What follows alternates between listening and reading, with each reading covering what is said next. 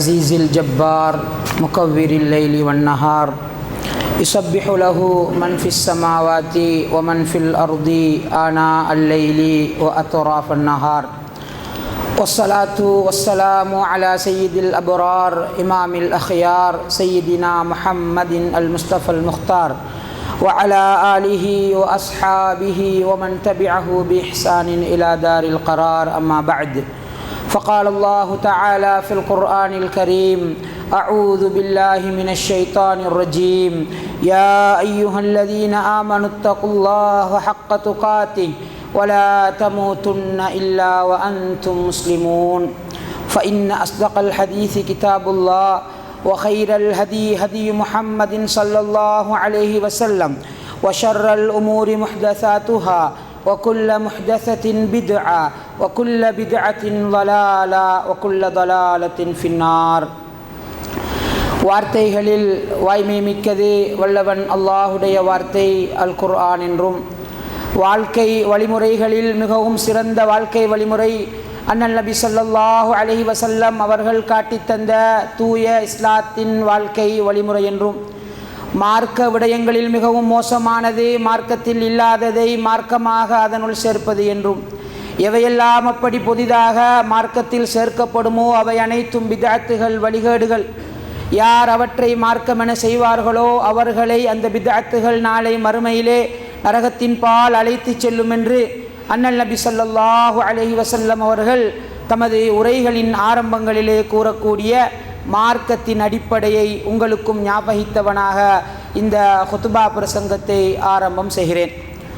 அன்பார்ந்த இஸ்லாமிய சகோதரர்களே, மிக முக்கியமான ஒரு தலைப்பிலே இன்றைய தினம் ஹுத்பா தெரிவு செய்யப்பட்டிருக்கிறது.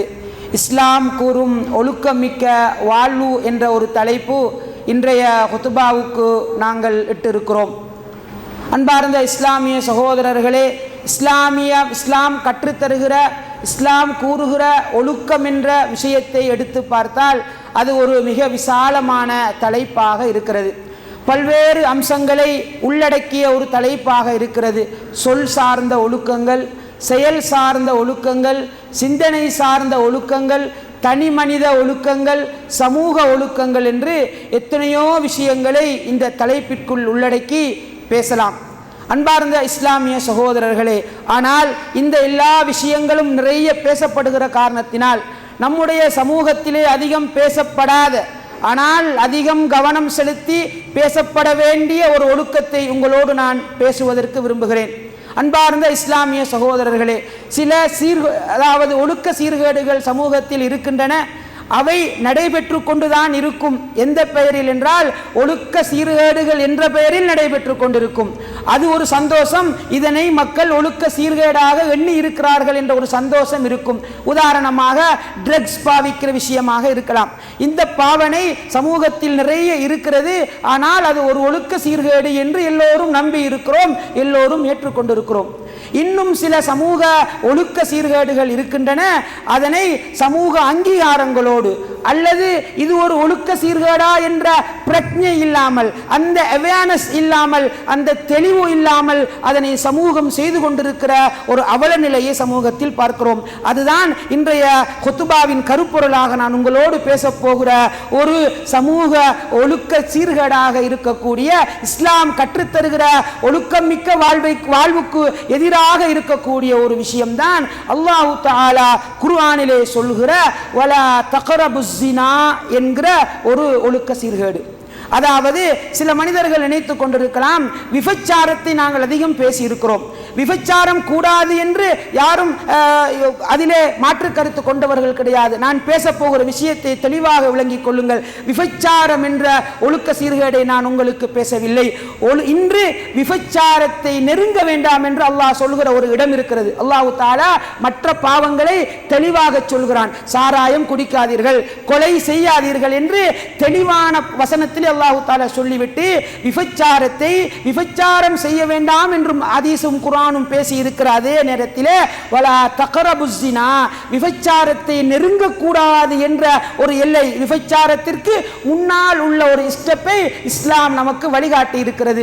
இந்த ஒழுக்க சீர்கேட்டை நம் சமூகத்தில் பலரும் அங்கீகாரம் கொடுத்து செய்து கொண்டிருக்கிறோம். குடும்பங்களாக அல்லது பல்வேறு நிகழ்ச்சிகள் என்ற பெயரிலே விபச்சாரத்தை நெருங்குதல், ஆண் பெண் தொடர்பாடல், இஸ்லாம் கூறுகிற வரையறைகளை மீறிய தொடர்பாடலின் மூலமாக இந்த விபச்சாரத்தை நெருங்குதல் என்ற பாவம் நம்முடைய சமூகத்திலே மிக சர்வ சாதாரணமாக நடைபெற்றுக் கொண்டிருக்கிறது. அன்பார்ந்த இஸ்லாமிய சகோதரர்களே, எனவே விபச்சாரத்தை நெருங்குதல் என்ற பாவம் எவ்வளவு பாரதூரமானது, அதற்கான செயல்களை செய்வது சமூகத்தில் எந்த அளவு பாரிய விளைவுகளை கொண்டு வரும் என்பது சம்பந்தமான சில தெளிவை உங்களுக்கு நான் தரப்போகிறேன்.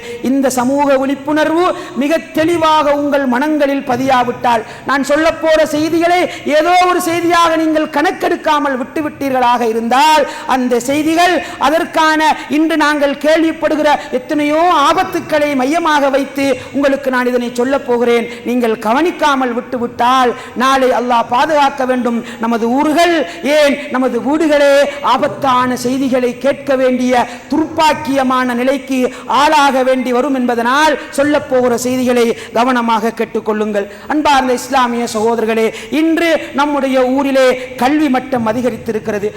ஒரு காலத்தில் இருந்ததை விட ஓலவல் செய்த பிள்ளைகள் அதிகரித்திருக்கிறார்கள், ஏலவல் செய்த பிள்ளைகள் அதிகரித்திருக்கிறார்கள், யூனிவர்சிட்டி என்ட்ரன்ஸ் அதிகரித்திருக்கிறது, டாக்டர்ஸ்மார் அதிகரித்திருக்கிறார்கள். அதே போல கல்வித்துறை மிக பாரிய வளர்ச்சியை நோக்கி வளர்ந்து கொண்டிருக்கிற அதே நேரத்தில் ஒரு கல்வியால் இந்த சமூகம் எதிர்பார்த்த ஒழுக்கம் கொடுக்கப்பட்டிருக்கிறதா? இந்த சமூகத்தில் கல்வி வளர்ந்தால் வளரும் என்று எதிர்பார்த்த ஒழுக்கம் வளர்ந்திருக்கிறதா என்று கேட்டால், அன்பார்ந்த இஸ்லாமிய சகோதரர்களே, மிகப்பெரிய ஒரு கேள்விக்குறி அங்கே இருப்பதை நானும் நீங்களும் கசப்பான உண்மையாக ஏற்றுக்கொள்ள வேண்டி இருக்கிறது. அன்பார்ந்த இஸ்லாமிய சகோதரர்களே, இன்று விபச்சாரத்தை நெருங்குதல் என்ற பாவம் என்றால் என்ன, அதற்கான சூழல்கள் ஏன் உருவாக்கப்பட்டிருக்கிறது என்று சொன்னால், அன்பார்ந்த இஸ்லாமிய சகோதரர்களே, இந்த தலைப்பை கொஞ்சம் ஆழமாக விளங்குவோம். இதற்கான காரணங்கள் இலங்கையிலே நாம் வாழ்கிற சூழலில் அதிகரித்திருக்கிறது. நாங்கள் வாழ்கிற பல்கலாசார சமூகத்திலே, மல்டி கல்ச்சரான சொசைட்டியிலே, வெறும் முஸ்லிம்கள் மட்டும் இல்லாத ஒரு சொசைட்டியிலே வாழ்வதனால் கண்ணால் காண்கிறதெல்லாம் கலாசாரம் என்று பிள்ளைகள் நினைக்க ஆரம்பித்திருக்கிறார்கள். முஸ்லிம்கள் செய்வதும் கலாசாரம் தான், அவர்கள் செய்வதும் கலாசாரம் தான், பிற மதத்தவர்கள் செய்வதும் கலாசாரம் தான் என்று இஸ்லாத்தின் தனித்துவமான ஆண் பெண் தொடர்பாடல் சம்பந்தமான வரையறைகளை நாங்கள் மறந்திருக்கிறோம். அதனால் விபச்சாரத்தை நெருங்குகிற பாவங்களை செய்து கொண்டிருக்கிறோம். அடுத்ததாக அன்பார்ந்த இஸ்லாமிய சகோதரர்களே, இஸ்லாம் நமக்கு தெளிவாக சொல்லித் தந்த அஜ்னபி மஹரமி என்ற பேணுதல் நம் சமூகத்தில் துப்புரவாக துடைத்தெறியப்பட்டிருக்கிற ஒரு அவலநிலையை பார்த்து கொண்டிருக்கிறோம். எந்த அளவுக்கு என்று சொன்னால், இன்று சமூகத்தில் புழங்குகிற ஒரு 20 வாலிபர்களை எழுப்பி அஜ்னபி மஹரமி சட்டம் என்ன என்று கேட்க தேவையில்லை. அஜ்னபி மஹரமி என்ற அந்த சொல்லுக்கான அர்த்தம் என்ன, அப்படி என்றால் என்ன என்று விளக்கம் கேட்டாலே அப்படி ஒரு சொல்லிருக்கிறதா மார்க்கத்தில் என்று கேட்கிற அளவுக்கு நம்முடைய சமூகத்தில் ஆண் பெண் உறவு மிக மோசமான நிலைமையிலே வளர்ந்து கொண்டிருப்பதை பார்க்கிறோம். அன்பார்ந்த இஸ்லாமிய சகோதரர்களே, இன்று நாங்கள் சிறுபான்மை சமூக வாழ்கிற காரணத்தினால் நம்முடைய வாழ்க்கை சூழல் அதற்கான வாய்ப்புகளை திறந்து கொண்டே இருக்கிறது. பாடசாலைக்கு சென்றால் கலவன் பாடசாலைகளில் படிக்க வேண்டிய நிலைமைகளுக்கு நமது பெண் பிள்ளைகளும் ஆண் பிள்ளைகளும் ஆளாகி இருக்கிறார்கள். அது மட்டுமல்ல, பஸ்ஸிலே பயணம் செல்வதாக இருந்தால் மிக சர்வசாதாரணமாக கலவனாக பயணம் செல்கிற ஒரு சூழலை நாங்கள் உருவாக்கி இருக்கிறோம். அப்படியான ஒரு சூழலில் வாழ வேண்டிய நிர்பந்தத்திற்கு ஆளாகி இருக்கிறோம். அதே போல வீதிகளிலும் ஹோட்டல்களிலும் எங்கு பார்த்தாலும், டிவியை திறந்தாலும், பயணம் போனாலும், ட்ரிப் போனாலும், இப்படி வீட்டை விட்டு வெளியே இறங்கினால் ஒரு கலவனான ஒரு வாழ்க்கை முறையை கண்டு கண்டு நம்முடைய கண்களுக்கு இது ஒரு கசப்பான உணர்வாக, அசூசையான உணர்வாக, பிழையான உணர்வாக இல்லாமல் மிக சர்வசாதாரணமான ஒன்றாக மாறி போயிருக்கிற அவலங்களை இந்த சமூகத்திலே பார்க்கிறோம். எனவே அன்பார்ந்த இஸ்லாமிய சகோதரர்களே, நான் சொல்ல வருகிற விஷயம் விபச்சாரத்தை நெருங்குகிற பாவம் என்று ஒன்று இருக்கிறது என்று புரிந்து கொள்ளுங்கள். இரண்டாவது, இதற்கான காரணம் சிறுபான்மையாக இருக்கிற காரணத்தினால் நம்முடைய சூழலில் அதிகரித்திருக்கிறது என்பதை புரிந்து கொள்ளுங்கள். ரெண்டு விஷயம் சொல்லியிருக்கிறேன். மூன்றாவதாக, இந்த இப்படி இலங்கையில் அப்படித்தான் இருக்குது, சிறுபான்மை சமூகமாக இருக்கிறோம், எனவே இதை ஏற்றுக்கொண்டுதான் போக வேண்டும் என்று ஒரு முஸ்லிம் சொல்ல முடியாது என்ற அடுத்த விளக்கம் விளக்கத்திற்கு வாருங்கள். அன்பார்ந்த இஸ்லாமிய சகோதரர்களே, இப்போ நான் குர்ஆன் ஹதீஸில் இருந்து சில ஆண் பெண் உறவு எப்படி இருக்க வேண்டும் என்று சில ஆதாரங்களை உங்களுக்கு நான் சொல்கிறேன். அதை படிச்சுட்டு நான் நம்முடைய உதாரணத்தை, நம்முடைய வாழ்க்கையில் நடக்கிற உதாரணத்தை நான் சொல்ல போகவில்லை, நேரம் இடம் கொடுக்காது என்ற காரணத்தினால். கம்பேர் பண்ணி பார்த்துக் கொள்ளுங்கள், நம்ம எங்க இருக்கிறோம், இஸ்லாமிய சட்டத்திட்டங்கள் எங்கே இருக்கிறது என்று. அன்பார்ந்த இஸ்லாமிய சகோதரர்களே, முதலாவது ஹதீஸ் ஞாபகம் வைத்துக் கொள்ளுங்கள். அல்லாஹ்வுடைய தூதர் சொன்னார்கள், 7 வயசிலே தொழப்பழக்குங்கள், 10 வயசிலே தொழாவிட்டால் பிள்ளைகளை அடித்து தொலைவையுங்கள் என்று சொல்லிவிட்ட ஹதீஸ் அதனோடு முடித்து விடவில்லை.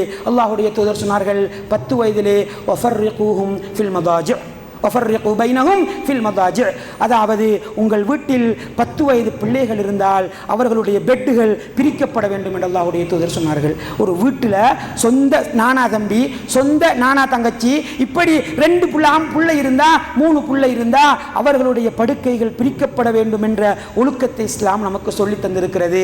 வேறு வேறாக படுக்க வைக்கப்பட வேண்டும், வேறு வேறாக அவர்கள் உறங்க வைக்கப்பட வேண்டும் என்று இஸ்லாம் சொல்லி இருக்கிறது என்றால், இஸ்லாம் சொந்த தங்கச்ச, சொந்த தாத்தாவை தூங்குகிற காட்சியில் தம்பி நானா பார்க்க கூடாது என்று சொல்லி தந்த மார்க்கத்தின் சொந்தக்காரர்கள் நானும் நீங்களும். ஆனால் யார் தூங்குகிற காட்சிகளை நாங்கள் பார்த்து கொண்டிருக்கிறோம்? யார் அரைகுறையாக இருக்கிற காட்சிகளை நம் வாலிபர்கள் பார்த்துக் கொண்டிருக்கிறார்கள்? அன்பார்ந்த இஸ்லாமிய சகோதரர்களே, இதுதான் விபச்சாரத்துக்கு நெருங்குதலில் இருந்து இஸ்லாம் நம்மை காப்பாற்றுகிற இடங்கள். இன்னொரு இடத்தை அல்லாஹ் தஆலா தெளிவாக குர்ஆனிலே சொல்லித் தருகிறான். ஆச்சரியமான இடம் அன்பார்ந்த இஸ்லாமிய சகோதரர்களே, சூரா நூருடைய 58வது 59வது வசனங்களை வீட்டுக்கு சென்று வாசித்து பாருங்கள். நான் சில நேரம் இந்த வசனத்தை சொல்கிற பொழுது இப்பொழுது நீங்கள் ஏற்றுக்கொள்ளலாம், இன்னொரு 10-20 வருடத்திற்கு பிறகு இந்த வசனத்தை சொல்லுகிற இப்படி ஒரு வசனத்தை ஒருவர் பேசினால் இவர் என்ன உலகத்துக்கு ஒத்து வராத கருத்தை சொல்கிறார் என்று மனிதன் நினைக்கக்கூடிய அளவுக்கு இஸ்லாம் நமக்கு ஒழுக்கத்தை சொல்லி தந்திருக்கிறது. அன்பார்ந்த இஸ்லாமிய சகோதரர்களே, வசனத்தை ஆழமாக புரிந்து கொள்ளுங்கள். விபச்சாரத்திலிருந்து மனிதன் நெருங்காமல் இருப்பதற்கான வழியை இஸ்லாம் சொல்லி தருகிறது. அல்லாஹ் தஆலா சொல்கிறான், யா அய்யுஹல்லதீன ஆமனூ, ஈமான் கொண்டவர்களே, லியஸ்தஅதின்குமுல்லதீன மலக்கத் ஐமானுக்கும் வல்லதீன லம் யபுலுகுல் ஹுல்ம மின்கும் ஸலாஸ மர்ராத். உங்கள் வீட்டிலே ஒரு பருவ வயதை அடைய போகிற பிள்ளை, ஆக சின்ன பிள்ளை இல்ல, ஒரு பருவ வயதை அடைய போகிற பிள்ளை, ஆனால் பருவ வயதை அடையாத பிள்ளை, ஒரு 10 வயசு 9 வயசு இப்படியான ஒரு பிள்ளை வீட்டில் இருக்குமாக இருந்தால், அவர் சொந்த வீட்டில் சொந்த வாப்பாட ரூமுக்கு போகிற டைம், சொந்த உம்மாட ரூமுக்கு போகிற டைம் 3 நேரத்தில், பொதுவாக வீட்டில் புழங்கலாம், ஆனால் 3 நேரத்தில் அனுமதி எடுத்துவிட்டு, எக்ஸ்கியூஸ் எடுத்துவிட்டு தான், சலாம் சொல்லிவிட்டு தான் அந்த அறைக்குள் செல்ல வேண்டும் என்று இஸ்லாம் சொல்லுகிறது. கொஞ்சம் புதுனமாக இருக்கும். 2025 இதையெல்லாம் படிக்காமல் நாங்கள் இருந்தால் கேட்கிற பொழுது புதுனமாக இருக்கும். 3 நேரம் மின் கபிலி ஸலாத்தில் ஃபஜ்ர், சுபஹுடைய தொழுகைக்கு முன்னால் உள்ள நேரம், தூங்கி களைத்து தூக்கத்தின் கடைசி கட்டத்திலே நாங்கள் ஒரு வகையான உடல் அமைப்போடு இருப்போம். ஆடைகள் எல்லாம் கொஞ்சம் மேலும் கீழுமாக இறங்கி இருக்கும். இப்படிப்பட்ட நிலை. அதே போல வஹைன தலஊன சியாபக்கும் மினல் லஹீரா, வேலைகளுக்கு சென்று வந்து பகல் பொழுதிலே வெயில் காரணமாக கொஞ்சம் ஆடைகளை கலட்டி வைத்து விட்டு அல்லது ஆடைகளை கொஞ்சம் குறைவாக உடுத்திக் கொண்டு, பாப்பாவும் அதே போல வீட்டிலே பெண்களாக இருந்தால் கொஞ்சம் நோமலாக ஆடை அணிந்திருக்கிற நேரம். அதே போல வமின் பஅதி ஸலாத்தில் இஷா, தூங்குவதற்காக இஷாவுக்கு பிறகு வீட்டிலே இருக்கிற நேரம் இருக்குமே, தூங்குவதற்கான ஆடைகளை அணிந்து கொண்டு நாங்கள் இருக்கிற நேரம். இந்த நேரத்தில் அசிங்கமாக எல்லாம் இருக்க மாட்டோம், உடுப்பை எல்லாம் கலட்டி போட்டு இருக்க மாட்டோம். ஆனால் வளமையான உடுப்பை விட கொஞ்சம் லூஸாக நாங்கள் உடுப்பிடித்திருப்போம். இந்த நேரத்தில் உம்மாவை மகன் பார்க்க கூடாது, வாப்பாவை மகள் பார்க்க கூடாது. இப்படி 3 நேரத்தில் வாப்பாட ரூமுக்கு போறதா இருந்தா அஸ்ஸலாமு அலைக்கும் தட்டிட்டு எக்ஸ்கியூஸ் கேட்டுட்டு வாங்கன்னு சொன்ன பிறகு போறதுக்கு பிள்ளைய வழங்க என்று சொன்ன மார்க்கம். எப்ப? பருவ வயசு அடைஞ்ச பிள்ளை இல்ல, பருவ வயசை அடைய இருக்கிற பிள்ளை, பருவ வயசுக்கு நெருக்கமான வயசில் இருக்கிற பிள்ளை இப்படி ரூமுக்கு வர வேண்டும் என்று சொல்லி தந்த மார்க்கம். இந்த குர்ஆன் வசனத்தையும் நம்முடைய வாழ்க்கையும் எடுத்து பாருங்க. எத்தனை 1000 மைல் தூரத்தில் நம்முடைய கலாச்சாரம் இருக்கிறது, குர்ஆன் சொல்லுகிற கலாச்சாரம் இருக்கிறது. அன்பார்ந்த இஸ்லாமிய சகோதரர்களே, உம்மாவை தூங்குற உடுப்போடு பார்க்காத, வாப்பாவை தூங்குற உடுப்போடு பார்க்க கூடாது என்று சொன்ன மார்க்கத்தில் நம்முடைய சகோதரர்கள், நம்முடைய வாலிபர்கள், ஏன் வாலிபர்கள் என்று சொல்லுவதை விட நாங்கள் எத்தனை எப்படிப்பட்ட ஆபாசமான அருவருப்பான யாருடைய படுக்கை அறை காட்சிகளை, யாருடைய அரைகுறையான காட்சிகளை எல்லாம் சர்வசாதாரணமாக பார்த்து கொண்டிருக்கிறோம். அன்பார்ந்த இஸ்லாமிய சகோதரர்களே, இன்று நாங்கள் கேள்விப்படுகிற நிறைய சிறுவர் துஷ்பிரயோகங்கள், நிறைய பாலியல் பலாத்காரங்கள், நிறைய அனாச்சாரமான, நிறைய பாரதூரமான செயல்களுக்கு பின்னால் இருப்பது இந்த விபச்சாரத்தை நெருங்குது என்ற பாவத்தை நம் சமூகம் அங்கீகரித்ததுதான். அன்பார்ந்த இஸ்லாமிய சகோதரர்களே, 2 செய்தியை சொல்லி இருக்கிறேன். மூன்றாவது அல்லாஹ்வுடைய தூதர் சொன்னார்கள், லா யஹ்லுவன்ன ரஜுலுன் பிம்ரஅத்தின் ஃபஇன்ன ஷைத்தான சாலிசுஹுமா. ஒரு ஆண் ஒரு பெண் தனித்திருக்க கூடாது என்று இஸ்லாம் மிக தெளிவான சொல்லை நமக்கு சொல்லித் தருகிறது, தெளிவான ஆதாரத்தை நமக்கு சொல்லித் தருகிறது. அன்பார்ந்த இஸ்லாமிய சகோதரர்களே, அது எந்த தலைப்பில் வந்தாலும் சரி, கல்வி என்ற பேரிலே, கிளாஸ் என்ற பேரிலே, படிப்பு என்ற பேரிலே, குர்ஆன் படிக்கிறோம் என்ற பேரிலே, ஹதீஸ் படிக்கிறோம் என்ற பேரிலே, ஃபத்வா கேட்கிறோம் என்ற பேரில், மார்க்கத்திலாக இருந்தாலும் சரி, உலகத்தின் பேரிலாக இருந்தாலும் சரி, ஒரு ஆண் ஒரு பெண்ணோடு தனித்திருக்க கூடாது. இருந்தால் அது ரியாலிட்டியில உண்மையாக நிஜத்தில் இருந்தாலும் சரி, வர்ச்சுவல் உலகத்தில் வாட்ஸ்அப்ல ஃபேஸ்புக்ல இருந்தாலும் சரி, அதாவது நாங்கள் நேரடியாக இல்லை ஆன்லைன்ல தானே என்றாலும் அது தனி மனித நானும் நீங்களும் தனியாக இருக்கிறோம் என்றால், ஒரு ஆணும் பெண்ணும் தனியாக இருக்கிறார்கள் என்றால் அது இந்த ஹதீஸுக்கு பொருந்தும். அன்பார்ந்த இஸ்லாமிய சகோதரர்களே, தனித்திருக்க கூடாது. என்ற மனசு நல்லம், அவங்களோட மனசு நல்லம். நாங்கள் அப்படி பழக இல்லை. நாங்கள் நேசரிலேருந்து ஒன்றா படித்தவங்க, ஒன்றாமாலேருந்து ஒன்றா படித்தவங்க, ஒன்றா திண்டவங்க, ஒன்றா குடித்தவங்க. இதெல்லாம் நீங்கள் சொல்லுகிற காரணங்கள்.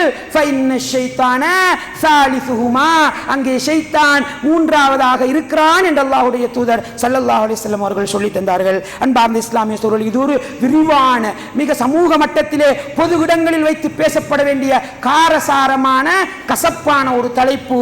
மிக சுருக்கமாக உங்களோடு நான் கொண்டு சொல்கிறேன். அன்பார்ந்த இஸ்லாமிய சகோதரர்களே, படுக்கைகள் பிரிக்கப்பட்ட ஒரு பிள்ளை எவ்வளவு ஒழுக்கமாக வளரும்?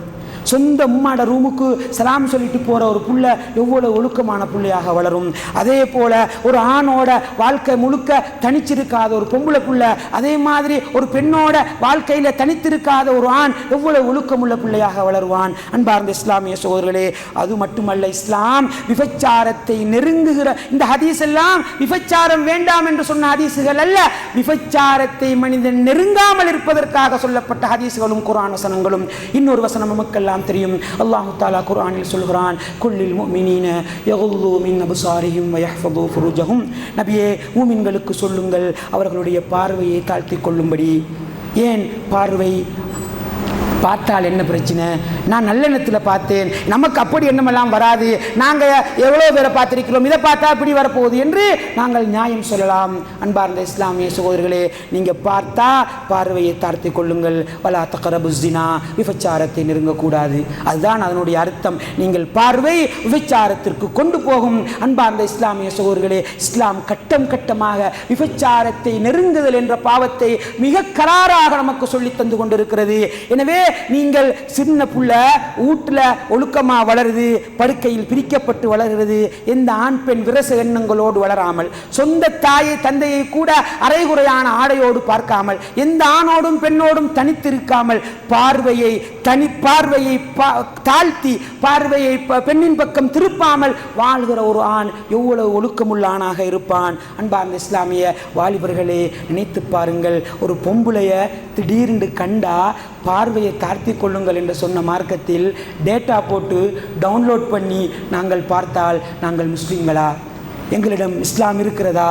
நாங்கள் டவுன்லோட் பண்ணி தியேட்டருக்கு சென்று பெரிய சின்ன திரையில பார்த்தா கொஞ்சமா விளங்குவாங்க, சின்னதா விளங்குவாங்க, வாகனம் பிடித்து கொழும்புக்கு சென்று தியேட்டரில் பெண்ணம் பெருசாக அரைகுறை ஆடையோடு ஆபாசமான உடைகளோடு பெண்களை பார்ப்பதற்காக நாங்கள் செல்கிறோம் என்றால் எவ்வளவு பெரிய ஒழுக்க சீர்கேட்டில் நம் சமூகம் வாழ்ந்து கொண்டிருக்கிறது என்பதை கசப்பான உண்மையாக புரிந்து கொள்ள வேண்டும். அன்பார்ந்த இஸ்லாமிய சகோதரர்களே, அது மட்டுமல்ல, உங்களுக்கு இஸ்லாத்திலிருந்து சில செய்திகளை சொல்லட்டுமா? இஸ்லாத்தில் இப்ப எல்லாம் இதை சொன்னா புதுனமாக இருக்கும். அன்பார்ந்த இஸ்லாமிய சகோதரர்களே, அல்லாஹ் தஆலா நபியுடைய மனைவிமாருக்கு அல்லாஹ் தஆலா கட்டளை போடுறான் குர்ஆன்ல. என்ன கட்டளை தெரியுமா? யா நிசா அன்-நபி லஸ்துன்ன கஅஹதின் மினன் நிசா இன் தகைத்துன்ன ஃபலா தக்தஅன பில் கவுல் ஃபயத்மா அல்லதி ஃபீ கல்பிஹி மரத் வகுல்ன கவுலம் மஅரூஃபா. அல்லாஹ் தஆலா நபிமாருடைய ரசூலுல்லாஹ்வுடைய மனைவியை யாருக்கும் கல்யாணம் முடிக்கலாது. அவங்க உம்மஹாத், அவங்க தாய்மார்கள் என்று நமக்கு சட்டம் கொடுக்கப்பட்டாச்சு. யாரும் கல்யாணம் முடிக்கலாது. அல்லாஹ் தஆலா சொல்றான், நபிமாருடைய மனைவிமாரே, உங்களிடம் யாராவது வந்தால், யார் வந்திருப்பாங்க? நபியுடைய மனைவியார்கிட்ட பேசுறதுக்கு யார் போவாங்க? பேசுறது ரசூலுல்லாஹ்வுடைய மனைவி. எவ்வளவு ஒழுக்கமான பெண்ணாக இருப்பான். அவங்க கிட்ட பேச போறது ரசூலுல்லாஹ் காலத்தில் வாழ்ந்த சஹாபாக்கள். சஹாபாக்கள் எவ்வளவு பண்பாடுடையவர்கள், எவ்வளவு ஒழுக்கமானவர்கள். அவங்களோட பேசுற பொழுது ஃபலா தஹ்தஅன பில் கவுல், குலைந்து குலைந்து பேசாதீர்கள், வளைந்து வளைந்து பேசாதீர்கள், ஆசை வார்த்தைகளை பேசாதீர்கள். ஃபயத்துமா அல்லதி ஃபீ கல்பிஹி மரல், நோயுள்ளவன் அதை ருசிக்க ஆரம்பித்து விடுவான். நீங்க இரக்கமா பேசுறது, வாங்க இருங்க என்ன வேணும்னு நீங்க மரியாதைக்காக ரெஸ்பெக்டுக்காக பேசி இருப்பீர்கள். நோயுள்ளவன் அதை ருசிக்க ஆரம்பிப்பான், அது பாவத்திற்கு கொண்டு போகும் என்று நபியுடைய மனைவிமாருடைய பேச்சுக்கு அல்லாஹ் இந்த சட்டத்தை போட்டா. நம்ம கேட்கிற பாட்டுகள், நம்மட பாட்டுக்கு அதில் அந்த பெண்கள் போடுகிற நடனங்கள், அன்பார்ந்த இஸ்லாமிய சகோதரர்களே, அந்த தலைப்புக்குள்ளே போனால் சினிமா தலைப்பு பெரிய தலைப்பாக, அதுக்கு மட்டுமே பேச வேண்டிய தலைப்பாக சென்றுவிடும். கொஞ்சம் நினச்சி பாருங்க, அல்லாஹ்வுடைய ரசூலுல்லாஹ்வுடைய மனைவிமாருக்கு அல்லாஹ் போட்ட சட்டமும் நம்ம சமூகத்தில் நம்ம கேட்டுட்டிருக்கிற பாட்டும் மெலடி சாங்ஸ் என்கிறோம். அந்த வாய்ஸ் இந்த வாய்ஸ் என்று சொல்லி வெறுமனே குரல் அழகான மனிதனுடைய எண்ணங்களை மாய்ப்பதற்காக, மனிதனுடைய எண்ணத்தை மயக்குவதற்காக மிகச்சிறந்த கவிஞர்களை கொண்டு வரப்பட்டு, மிகச்சிறந்த வரிகள் எழுதப்பட்டு, மனிதனுடைய ரசனையை தூண்டும் விதமான அழகான பெண்கள் மேக்கப் செய்யப்பட்டு, அங்கே வடிவமைக்கப்பட்டு, உலகத்தின் தரமான மியூசிக் டைரக்டர்களால் இசையமைக்கப்பட்டு ஒரு பாடல் நம்மை நோக்கி வருகிறது என்றால் நம்முடைய ஈமான் எவ்வளவு வளைந்து போகும், எவ்வளவு குலைந்து போகும். அன்பார்ந்த இஸ்லாமிய சகோதரர்களே, கவனமாக இருக்க வேண்டிய இடங்கள். ஆண் பெண் உறவிலே மிக கவனமாக இருக்க வேண்டும். பெண்கள் குலைந்து பேசுவதை நிறுத்த வேண்டும் என்று இஸ்லாம் சொல்லுகிறது. நாங்கள் டவுன்லோட் பண்ணி அந்த வாய்ஸ் அழகு, இந்த வாய்ஸ் அழகு என்று பாடல்களை கேட்டுக்கொண்டிருக்கிறோம். அன்பார்ந்த இஸ்லாமிய சகோதரர்களே, உங்களுக்கு ஒன்றை சொல்லட்டுமா? நாங்கள் யார் என்பதை உங்களுக்கு நான் சொல்லட்டுமா? இந்த இஸ்லாத்தின் மரபு என்னவென்று சொல்லட்டுமா? எந்த ட்ரெடிஷனிலே வளர்ந்தவர்கள் என்று உங்களுக்கு நான் சொல்லட்டுமா? இஸ்லாத்திலே ஒரு கருத்து வேற்றுமை இருக்கிறது, ஒரு அற்புதமான கருத்து வேற்றுமை இருக்கிறது. உலமாக்கள் அந்த காலத்திலே கருத்து வேற்றுமைப்பட்டார்கள். என்ன தெரியுமா? ஒரு பெண்ணுடைய உடல் ஔரத் என்பதில் அல்ல, ஒரு பெண்ணுடைய குரல் ஔரத்தா இல்லையா என்று கருத்து வேற்றுமை பட்டிருக்கிறார்கள். இஸ்லாமிய அறிஞர்கள் முந்தைய காலத்திலே ஒரு பொம்பளையிட குரல் ஔரத்தா இல்லையா, மறைக்க வேண்டுமா இல்லையா என்று கருத்து வேற்றுமை பட்டிருக்கிறார்கள். உங்களுக்கு விளங்கும் இது கருத்து வேற்றுமை படுற விஷயமான்னு நீங்க யோசிப்பீங்க. அதனுடைய பலாபலத்தை இன்று சமூகத்திலே பார்க்கிறோம். நீங்க எங்கேயாவது உலகத்தில் போய்த்து ஒரு பொம்பளை பாங்க சொல்றதை கேட்டிருக்கிறீங்களா? ஒரு பெண் பள்ளியில் வந்து பாங்க சொல்றதை கேட்டிருக்கிறீங்களா? ஏண்டா பெண்ணுடைய குரல் ஔரத். பப்ளிக்காக பெண்கள் இருக்கிற இடங்களில் அவங்க பாங்க சொல்லிக் கொள்ளலாம். ஒரு பப்ளிக்காக பள்ளியில் வந்து ஒரு பொம்பளை பாங்கு சொல்லக்கூடாது என்று நாங்கள் வைத்திருக்கிறோம். அன்பார்ந்த இஸ்லாமிய சகோதரர்களே, அல்லாஹ்வுடைய தூதர் சொன்னார்கள், பெண்கள் பள்ளியில் வந்து தொழலாம், ஆனால் வீடுதான் சிறப்பு என்று அல்லாஹ்வுடைய தூதர் சொன்னார்கள். அந்த ஹதீஸையே நம்ம பின்பற்றதில்லை. பள்ளிக்கு பெண்கள் வந்தால் அது எப்படி நல்லமா இல்லையா என்று பெரிய வாக்குவாதம். அன்பார்ந்த இஸ்லாமிய சகோதரர்களே, பெண்ணுடைய குரலை ஔரத்தாக பேசிய நாங்கள் பெண்கள் பாங்கு சொல்வதை சமூகத்தில் தடுத்து வைத்திருக்கிறோம். புள்ள அழகான குரல் உள்ள ஊர்ல ஒரு புள்ளை இருந்து பாங்கு சொல்ல விட்டா இந்த ஊரே கொந்தளிக்கும். வீடியோ எடுத்து என்ன பள்ளி இது, கொள்கை பேசின பள்ளியில பொம்பளை புள்ள பாங்கு சொல்லுது என்று சொல்லி கேவலப்படுத்துவார்கள். அதே புள்ளைய அடே பாங்கு சொல்லத்தையே வேணான்னு சொல்லி வச்சிருக்கிறியே, எல்லா பொடியமாருக்கு முன்னுக்க, எல்லா வாப்பாமாருக்கு முன்னுக்க ஸ்டேஜில் ஏற்றி பாட்டு பாட வைக்கிறியே, அது வேணான்னு சொன்னா மௌலவி பிள்ளைகளுடைய திறமையை மலங்கடிக்கிறார். பிள்ளைய பாட்டுத்துறையில் வளர விடாமல் இருக்கிறார், கலை ரசனை இல்லாத மௌலவி என்று விமர்சிக்க வருகிறார்கள். அன்பார்ந்த இஸ்லாமிய சகோதரர்களே, நம்ம எந்த அளவு தூரம் நம்முடைய சிந்தனையில் ஏமாற்றப்பட்டிருக்கிறோம், எந்த அளவு தூரம் சிந்தனையால் பாதிக்கப்பட்டிருக்கிறோம் என்பதை விளங்கிக் கொள்ள வேண்டும். அன்பார்ந்த இஸ்லாமிய சகோதரர்களே, இன்னொரு ஹதீஸை நான் உங்களுக்கு சொல்கிறேன். நம்ம சர்வ சாதாரணமாக எல்லா சபைக்கும் நம்மளோட பெண்களை கூட்டிட்டு போறோம், ஏண்டிய ஃபங்க்ஷனுக்கு கூட்டிட்டு போறோம். கேட்டா அது ஏன் கூடாது, இது ஏன் கூடாது என்று கடைசியாக கூட்டிட்டு போறது கூடாதா என்றுதான் பத்துவா கேட்பார்கள். நம்ம எப்படி கூட்டிட்டு போறோம்? இந்த ஹதீஸை கொஞ்சம் மனதில் வைத்து இதற்கு பிறகு நீங்கள் கூட்டிக் கொண்டு செல்கிற இடங்கள் எப்படிப்பட்ட இடங்கள், அதற்கு என் மனைவி என் பிள்ளைகள் தகுதியா என்று பார்த்துக் கொள்ளுங்கள். அல்லாஹ்வுடைய தூதர் ஸல்லல்லாஹு அலைஹி வஸல்லம் அவர்கள் ஹதீஸிலே சொன்னார்கள், ஐயும் இம்ரஅத்தின் அஸாபத் பஹூரன், ஒரு பொம்பளை ரசூலுல்லாஹ் காலத்தில் ரசூலுல்லாஹ் சொல்றாங்க, யாராவது ஒரு பொம்பளை, ரசூலுல்லாஹ் காலம் கரண்ட் இல்லாத காலம், பாலைவன பூமி. ஃபேஸ்புக்கு, வாட்ஸ்அப்பு, ஃபோட்டோ பிடிக்கிற வசதி, வீடியோ எடுக்கிற வசதி, எந்த வசதியும் இல்லாத காலம். அந்த காலத்தில் ரசூலுல்லாஹ் சொல்கிறார்கள் பாருங்க, எந்த தொழுகை, ஒரு பொம்புல பஹூரை பூசிக்கொண்டு ஒரு வாசனை திரவியத்தை, ரசூலுல்லாஹ் காலத்தில் எப்படி வாசனை திரவியம் இருந்திருக்கும்? இப்போ மாதிரி 2 நாளைக்கு 3 நாளைக்கு 4 கிலோமீட்டருக்கு 5 கிலோமீட்டருக்கு வாசம் அடிக்கிற வாசம் இருந்திருக்குமா? எப்படி வாசனை திரவியம் இருந்திருக்கும் நமக்கு தெரியும். ரசூலுல்லாஹ் சொல்றாங்க, பெர்ஃபியூம் போட்டுக்கிட்டு ஒரு பொம்புல இருந்தால் ஃபலா தஷ்ஹத் மஅனல் இஷா, இஷா தொழுகைக்கு வரக்கூடாது. அல்லாஹ்வுடைய தூதர் சொல்றாங்க, பெர்ஃபியூம் போட்டுக்கிட்டு ஒரு பொம்பளை இருந்தா, கொஞ்சம் கடுமையான வாசமாக இருந்தா, அவங்க இஷா தொழுகைக்கு வாரது எங்க? பள்ளிக்கு. என்னத்துக்கு வராங்க? தொழுவுறத்துக்கு. போட்டது என்ன? சாதாரணமான வாசனை. இதை போட்டுட்டு தொழுகைக்கு பள்ளிக்கு வரக்கூடாதுண்டா, நம்மளோட லேடிஸ் மார்க்கிட்ட இருக்கிற லேடிஸுகள்கிட்ட இருக்கிற மேக்கப் செட்டும் இந்த பஹூரும் கிட்ட வச்சாலும் வருமா? அவங்க போகிற இடம் இஷா தொழுகையா? எந்தெந்த ஃபங்க்ஷனுக்கு போகிறாங்க?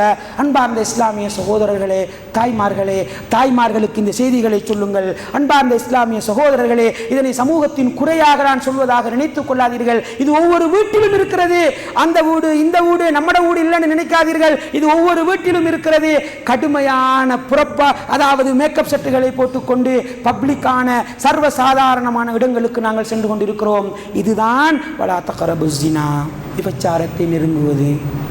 இதுதான் விபச்சாரத்தை நெருங்குவது, விபச்சாரத்தை சமூகத்தில் தூண்டுவது, விபச்சாரத்திற்கான விஷயங்களில் ஈடுபடுவது.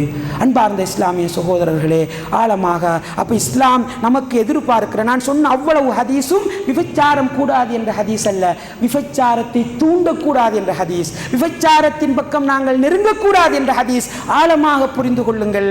இப்பொழுது 1-2 உதாரணங்களை சொல்கிறேன். நேரம் இடம் கொடுக்காத காரணத்தினால் 1-2 உதாரணத்தை மட்டும் நான் உங்களுக்கு சொல்கிறேன். இன்று சர்வசாதாரணமாக நம்முடைய சமூகத்திலே கெட் டுகெதர்கள் அதிகரித்திருக்கின்றன.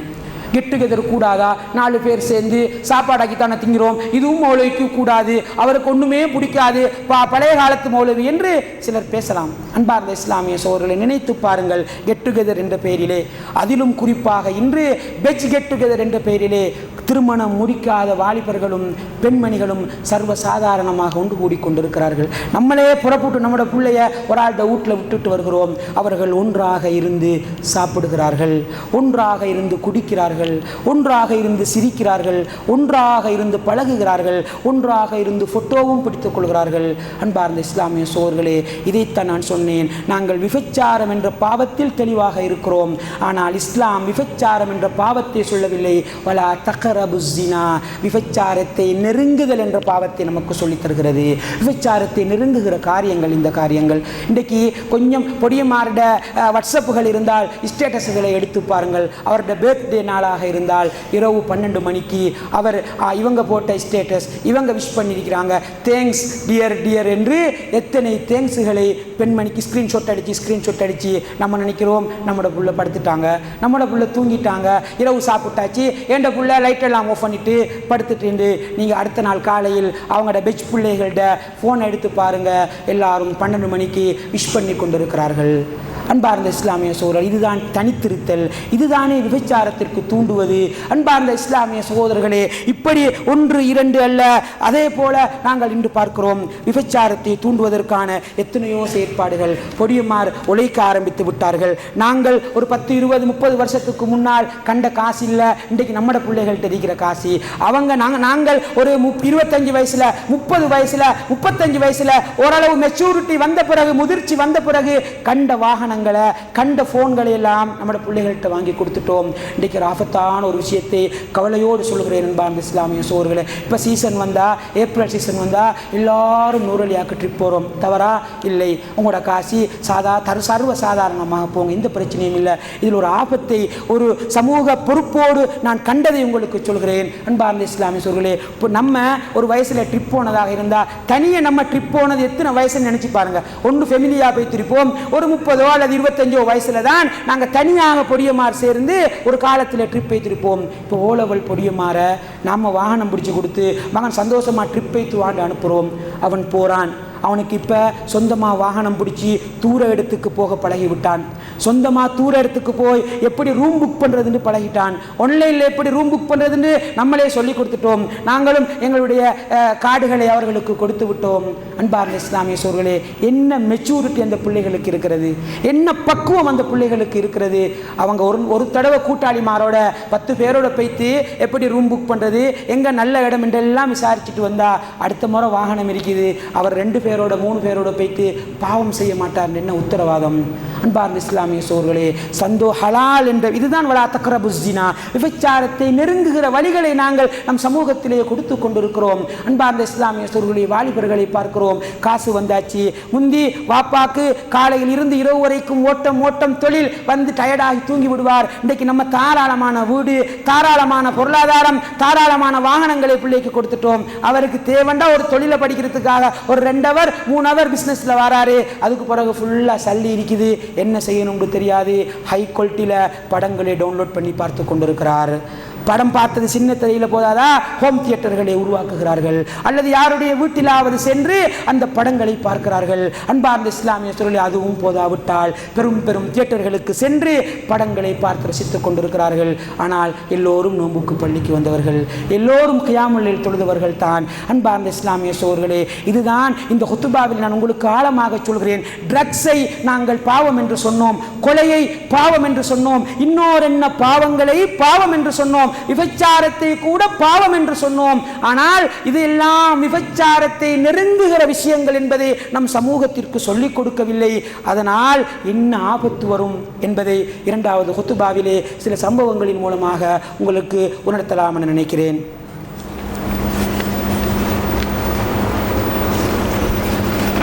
அல்ஹம்துலில்லாஹ் வஸ்ஸலாத்து வஸ்ஸலாமு அலா ரசூலில்லாஹ் முஹம்மது இப்னு அப்துல்லாஹ் வ அலா ஆலிஹி வஸஹ்பிஹி அஜ்மஈன். அம்மா பஅத். அன்பார்ந்த இஸ்லாமிய சகோதரர்களே, இவ்வளவு நேரமாக நான் நம் சமூகத்திலே சில பாவங்களாக கருதப்படுகின்றன, அதுவே ஒரு சந்தோஷம். சில பாவங்கள் family get together, batch get together, அதே போல் வேறு விஷயங்கள். இப்போ கொஞ்சம் பேர் திருமணமான ஒரு 20-30 பேர் அல்லது ஒரு 10 பேர் சேர்ந்து கணவனும் மனைவியாக கெட் டுகெதர். இது கூடுமா கூடாதான்னு கேட்டால் ஃபத்வா கொடுக்க முடியாது. ஒரு வகையில் பார்த்தால் 10 பேர் சேர்ந்து சமைச்சு சாப்பிட்றது தான். ஆனால் அங்கே என்ன நடக்குது, கூட்டிகிட்டு போகிற மாப்பிள்ளை தண்டை வைஃபை தவிர மற்ற எல்லாரோட வைஃபோடையும் கழிச்சிட்டு இருந்துட்டு வார டைம் வைஃபை கூட்டிகிட்டு வரார். இது எந்த வகையில் ஹலால்? அன்பார்ந்த இஸ்லாமிய சகோதரர்கள், இப்படி கதைக்க போனால் இந்த பாவங்கள் குர்ஆன் சொன்ன எப்படி அல்லாஹ் கொலை செய்ய வேண்டாம், அதாவது களவெடுக்க வேண்டாம் என்று அல்லாஹ் சொன்னானோ அதே போல சொன்ன ஒரு பாவம் தான் வலா தக்ரபுஸ் ஜினா, விபச்சாரத்தை நெருங்க வேண்டாம் என்ற பாவம். விபச்சாரம் மட்டும் பாவம் அல்ல, விபச்சாரத்தை நெருங்குகின்ற செயல்களை செய்வது, அதற்காக அங்கீகாரம் கொடுப்பது, அதனை சமூகத்தில் ஊக்குவிப்பது, நம்முடைய குடும்பத்தில் நடத்துவது சர்வசாதாரணமாக. ஃபெமிலி கெட் டுகெதர்களில் அந்த புள்ளை வந்து எத்தனை ஃபெமிலி கெட் டுகெதரில் வயசு போன அப்பாவோட வந்து எத்தனை பேரை பிள்ளைகள் காய்ச்சிட்டு இருக்கிறாங்க, வயசு போன அம்மாவோட வந்து எத்தனை பேர பிள்ளைகள் மடியில் இருந்து காய்ச்சிட்டு இருக்கிறாங்க, எத்தனை பேர பிள்ளைகள் வார டைம் பெரிய ஆட்களுக்கு கிஃப்ட் வாங்கிட்டு வராங்க.